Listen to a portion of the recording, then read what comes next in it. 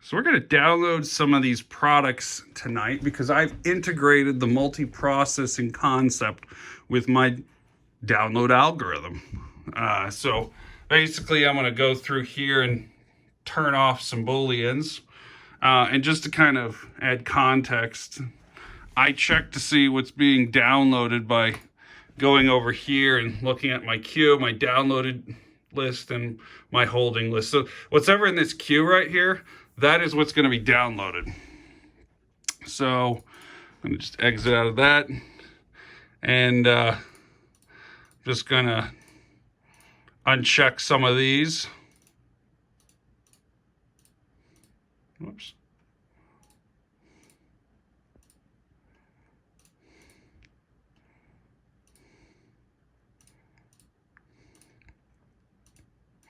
Basically, what I'm saying to the system is create a queue of links or records that you can use to go out and download information with. So I'm going to just jump up to the top. So I'm going to click that queue list right here. So remember how I said these are the things that are going to be downloaded, whatever under this thing called queue. This is what all of these items, all of these links right here are going to be checked. If they don't have a link, they're going to come back and say hold. If they check the web page and the web page is dead, it's going to say hold.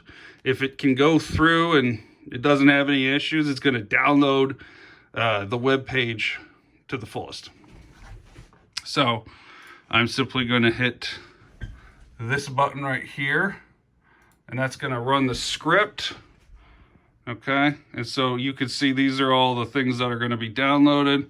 I'm going to move these browsers or workers that open to a desirable spot on my station. Right now, I haven't built it into the algorithm yet, but eventually I'm going to say, place the browser here on this monitor. But I just haven't done that yet.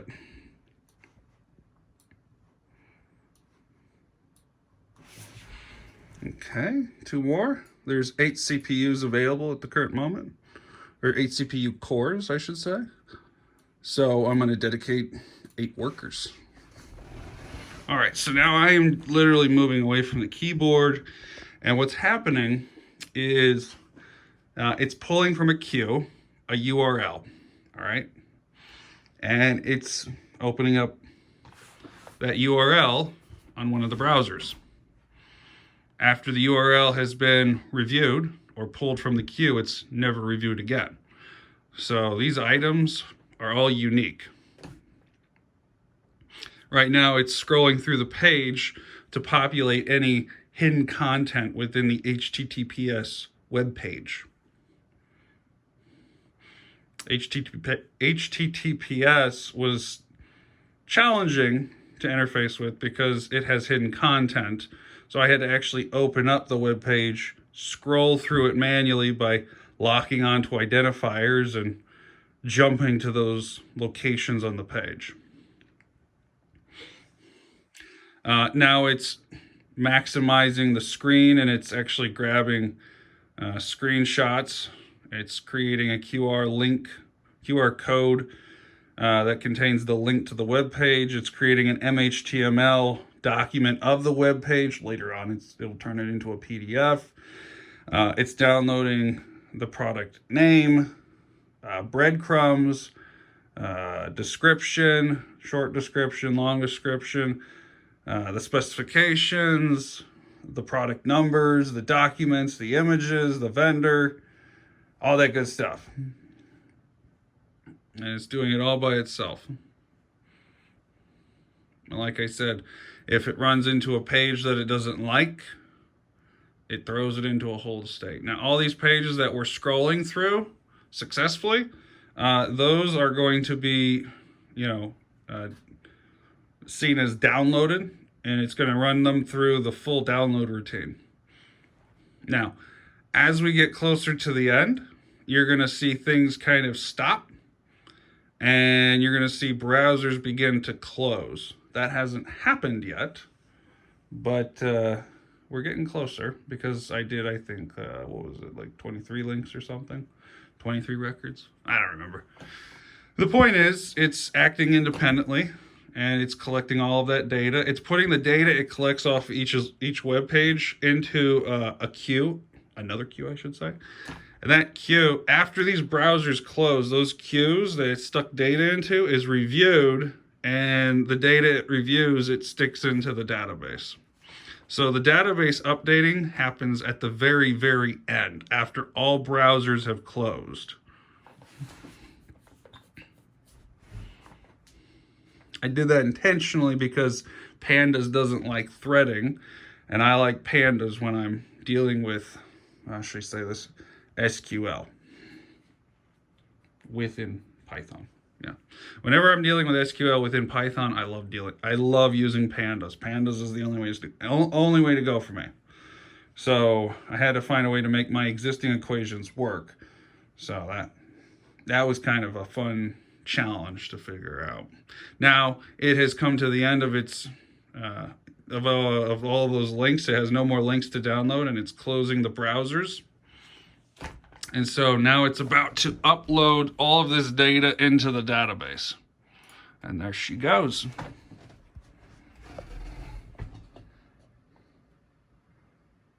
It's pretty fun to watch. It's very gratifying knowing that all of that data is being taken care of neatly, quickly, and efficiently.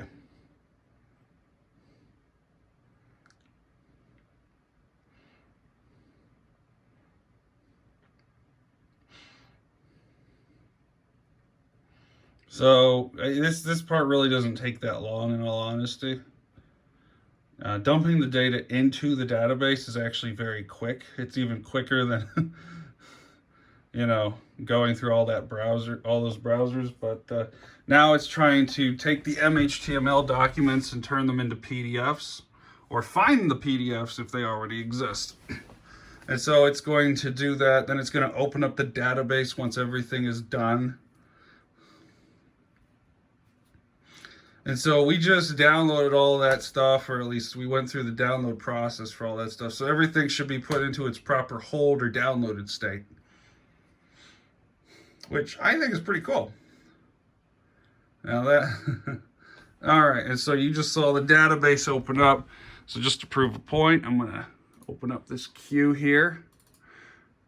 All right, so this queue, there's nothing going on here. So all this stuff has been put in the holding or has been properly downloaded. Something else that I thought was kind of cool, as you scroll through these items, it's actually synchronized. I did that whole synchronization thing for the entire database, and I called it the synchro feature. I thought it was catchy. But it downloaded everything that I needed. And so if I was to hit download again, it would simply go through the checking process, and then it would reopen the database. To prove that point, I'm just gonna hit that little button right there. So it's going to check it, and because there was nothing to download, it just reopened the database. Oh, that's a nice feeling. All I have to do now, quite literally, is just add hyperlinks into blank rows, and then it will figure out everything. That's literally it. That's pretty cool. I'll show you the code another night, but this is the result of, hard work and, just critiquing your own work. You find good results, you find quality results through heavy critiquing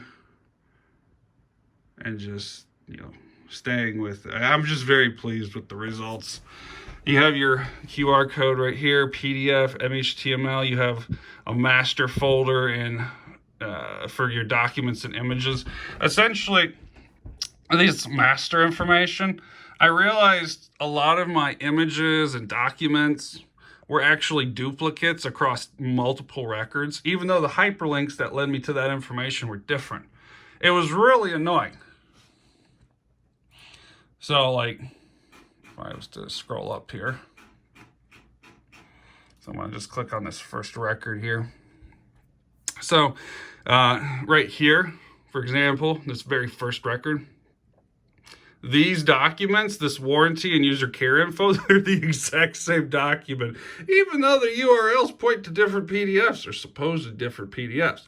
Well, I didn't want to download the same document multiple times. So I found a way to tell the system, identify duplicates, and then basically create a shortcut. All right. Take that one file, put it in one folder, and then point to that one file in one folder. Basically, take the byte information from each file, check it against everything in that folder, and see if something exists that has that exact same byte information. And that saves me a lot of space. It's already saved me over 32 megabytes. So, but I mean, right now, all the data just downloads directly into the product folder itself. So you can actually open up the product folder by just clicking on that button.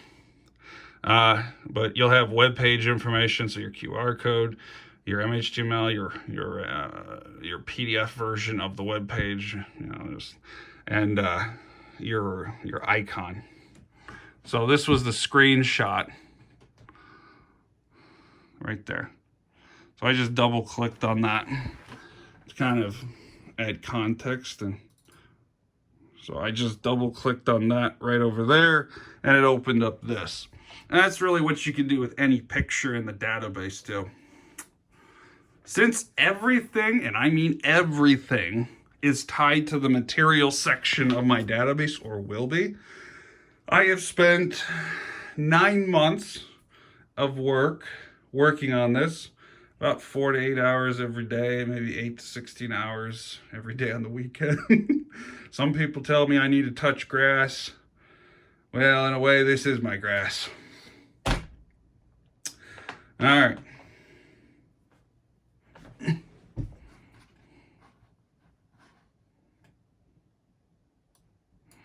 I think this is pretty cool. All honesty, I love it. I love this. I could talk about this all night, but I won't. All right, Nate signing out.